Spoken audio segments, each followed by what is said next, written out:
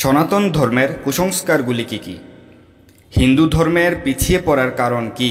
আজকে আমরা সনাতন ধর্মের ৮০টি কুসংস্কার সম্বন্ধে আলোচনা করব। এই ৮০টি কুসংস্কার মানার কারণে আজ সনাতন ধর্ম পিছিয়ে গিয়েছে। এই ৮০টি কুসংস্কার আপনারা কেউ মান্য করবেন না, এগুলো বর্জন করবেন। কুসংস্কার ১, সধবারা একাদশী ব্রত করতে পারবে না, এতে স্বামীর আয়ু ক্ষয় হয়। কুসংস্কার ২, বাড়িতে কারো জন্ম হলে ভগবানের পূজা দেয়া যাবে না, একাদশী করা যাবে না, জপ করা যাবে না।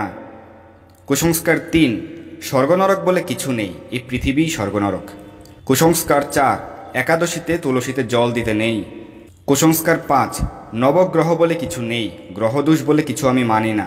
কুসংস্কার ৬, শ্রাদ্ধ দিনে মাছ ছোঁয়া লাগবে। কুসংস্কার ৭, গর্ভবতী মায়েরা ব্রত পালন করা, ভগবানের সেবা পূজা করতে পারবে না। কুসংস্কার ৮, কুলগুরুর থেকে দীক্ষা নিতে হবে। কুসংস্কার ৯, বুড়াকালে ধর্ম করবে, শৈশব যৌবনে ভোগ করো। কুসংস্কার ১০, গ্রহণ মানা লাগবে না, চন্দ্রগ্রহণ সূর্যগ্রহণের সময় সব করতে পারবে। কুসংস্কার ১১, আমরা আধুনিক মানুষ, গাছের পূজা করি না, তুলসী গাছের পূজা করি না। কুসংস্কার ১২, তিলক ফোঁটা করে টিক্কি রেখে শিখা রেখে কিসের ধর্ম, আমাদের এসব লাগে না। কুসংস্কার ১৩, হরিনাম জপের দরকার নেই, মনে মনে অনর্গল আমি হরিকে ডাকি। কুসংস্কার ১৪, আত্মা যা চায় তাই খাও, মন যা চায় তাই খাও, ইন্দ্রিয় তৃপ্তি করো। কুসংস্কার ১৫, বামুনের ছেলেই বামুন, যোগ্যতার প্রয়োজন নেই। কুসংস্কার ১৬, খাইয়া মৎস্যের ঝোল, শুইয়া রমণীর কোল, মুখে বল হরি। কুসংস্কার ১৭, বিশ্বাস রেখে মাছ খেলেও হরি মিলে, ভগবানকে পাওয়া যায়।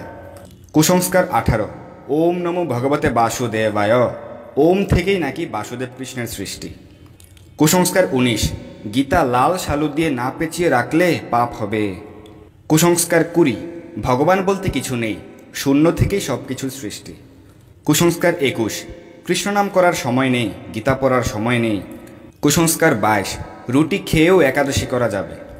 কুসংস্কার ২৩, মা বাপ মরলে একাদশী করবে, অন্যথায় করবে না। কুসংস্কার ২৪, কৃষ্ণ ভক্তরা মায়ের হাতে রান্না খায় না। কুসংস্কার ২৫, বাড়িতে ভগবান শ্রী নৃসিংহদেবের ছবি রাখা যাবে না। কুসংস্কার ২৬, কালী পূজা মানেই ছাগল বলি দেও। কুসংস্কার ২৭, জীবই ঈশ্বর, এছাড়া ঈশ্বর নেই।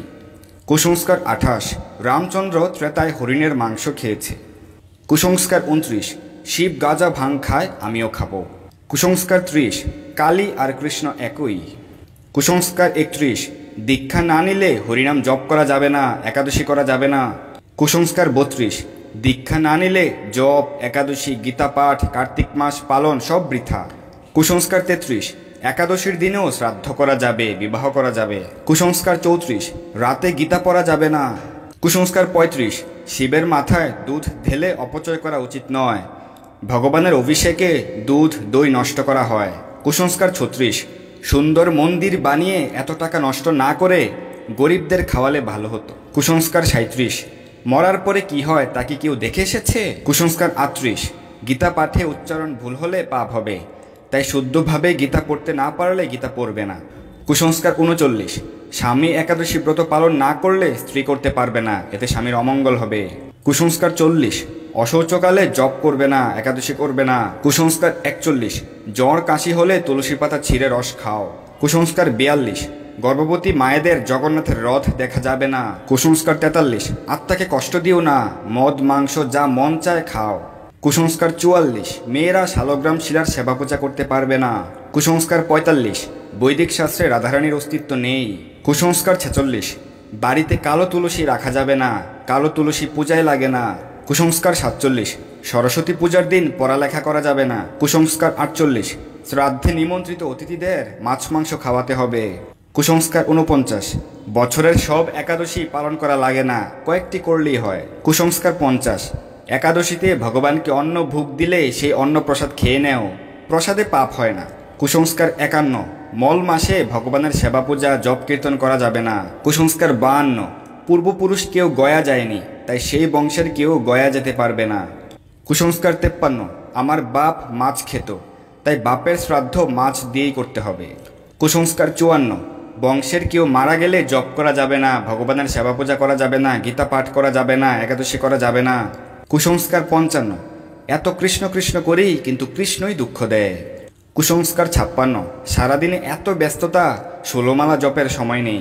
কুসংস্কার 57, বিয়ের বরণে ডিম ভাঙতে হয়। কুসংস্কার 58, মাছ মাংস না খেলে পুষ্টি পাবে না, ছেলেমেয়ের পড়াশোনা হবে না, মেধা হবে না।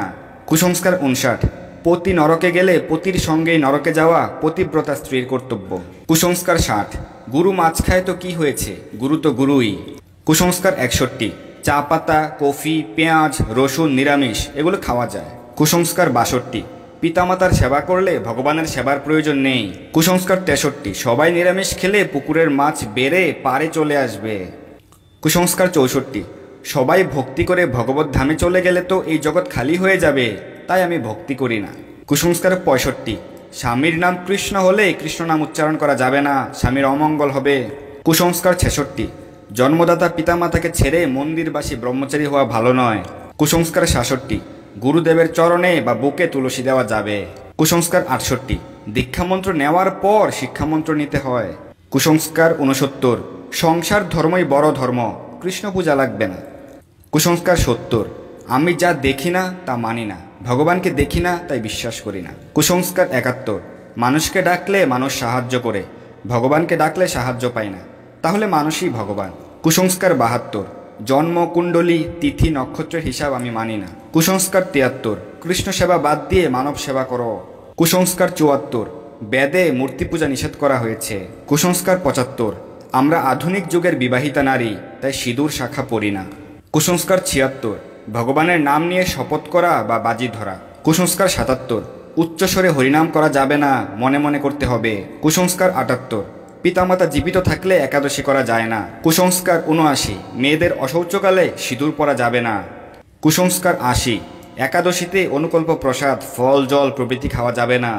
অনেকে জিজ্ঞেস করেন কেন সনাতন ধর্ম পিছিয়ে যাচ্ছে, হিন্দু ধর্মের অধঃপতনের কারণ কি? এই 80টি কুসংস্কার হচ্ছে সনাতন ধর্মের অবক্ষয়ের কারণ, সনাতন ধর্মের পিছিয়ে যাওয়ার কারণ। তো আসুন আমরা এই 80টি কুসংস্কার থেকে মুক্ত হই, এই 80টি কুসংস্কার আমরা বর্জন করি এবং সর্বতোভাবে ভগবানের সন্তুষ্টি বিধানের জন্য কার্য করি। যদি আমরা ভগবানের সন্তুষ্টির জন্য কার্য করি, পাপ কার্য না করে ভগবত কার্য করি, হরিনাম জপ করি, প্রতিটি একাদশী ব্রত পালন করি, শাস্ত্র অধ্যয়ন করি এবং সর্বদা ভগবানের সেবায় যুক্ত থাকি, তাহলে আমরা ভগবানকে সন্তুষ্ট করতে পারবো। এবং অবশ্যই দীক্ষা গ্রহণ করতে হবে সৎ গুরুদেবের নিকট, গুরু পরম্পরা ধারে অধিষ্ঠিত সৎ গুরুদেবের নিকট দীক্ষা গ্রহণ করার মাধ্যমে আমাদেরকে এই জড়জগতের বন্ধন থেকে মুক্ত হতে হবে। তাই আসুন আমরা কুসংস্কার মুক্ত হয়ে বৈদিক শাস্ত্রের নির্দেশগুলো যথাযথভাবে পালন করি এবং গুরু পরম্পরা ধারে অধিষ্ঠিত হয়ে সদ্গুরুদেবের তত্ত্বাবধানে যে ব্যক্তি সঠিকভাবে শাস্ত্র সিদ্ধান্ত পালন করে নিজের জীবনে আচরণ করে, তার কাছ থেকে আপনারা শাস্ত্র সিদ্ধান্ত শুনবেন, যার তার কাছ থেকে শুনবেন না। ধন্যবাদ সবাইকে। হরে কৃষ্ণ।